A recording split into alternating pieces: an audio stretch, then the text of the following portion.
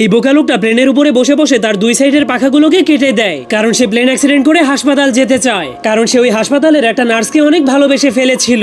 এরপর প্লেনটা ক্রাশ হলেই জলদি করে সেখানে একটা অ্যাম্বুলেন্স চলে আসে, কিন্তু একই অ্যাম্বুলেন্সের লোকেরা তো তাকে সেখানে ফেলে রেখে প্লেনটাকে নিয়ে হাসপাতালে চলে গেল। আর এই মোটা লোকটাও হাসপাতালের সেই নার্সটাকে অনেক ভালোবেসে ফেলেছিল, এই জন্য সেও অ্যাক্সিডেন্ট করে হাসপাতালে ভর্তি হওয়ার জন্য একটা ষাঁড়গরুকে লাল কাপড় দেখিয়ে রাগাতে শুরু করে দেয়। তখন ষাঁড়গরুটা তাকে বলে, মরতে চাইলে ট্রেনের সামনে গিয়ে শুয়ে পড়, 1 সেকেন্ডের মধ্যেই মরে ভূত হয়ে যাবি। কিন্তু মোটা লোকটা তার কোনো কথাই শুনছিল না, কারণ সে শুধুমাত্র অ্যাক্সিডেন্ট হয়ে হাসপাতালে যেতে চাইছিল। তখন ষাঁড়গরুটা তাকে মারার জন্য ফুল স্পিডের সামনে আগাচ্ছিল, আর সেই লোকটা কোনো ভয় না পেয়ে গোতা খাওয়ার জন্য সোজা হয়ে দাঁড়িয়েছিল। কিন্তু তখনই হঠাৎ করে ষাঁড়গরুটা কিছু দেখতে পেয়ে অনেক কষ্ট করে ব্রেক মেরে দেয়, যার ফলে সে ধীরে ধীরে মোটা লোকটার কাছে পৌঁছে যায়, কারণ সে পোস্টারের মধ্যে অনেক সুন্দরী একটা মেয়ে গরুর ছবি দেখেছিল, যার কারণে সে ওই মেয়ে গরুটার প্রেমে পড়ে যাওয়ার কারণে মোটা লোকটাকে গুতা না মেরেই ছেড়ে দেয়। তবুও মোটা লোকটা হার না মেনে নিজেকে অ্যাক্সিডেন্ট করার জন্য ট্রেনের রাস্তার উপরে গিয়ে পাছা উঁচু করে শুয়ে পড়ে। কিন্তু তখনই চিকন লোকটা এসে ধীরে ধীরে মোটা লোকটাকে সরিয়ে দিয়ে নিজেই সেখানে শুয়ে পড়ে, এজন্য তখনই মোটা লোকটা এসে তাকেও সেখান থেকে সরিয়ে দেয়। তখন তারা হাসপাতালে যাওয়ার জন্য একজন আরেকজনের আগে অ্যাক্সিডেন্ট হওয়ার চেষ্টা করছিল,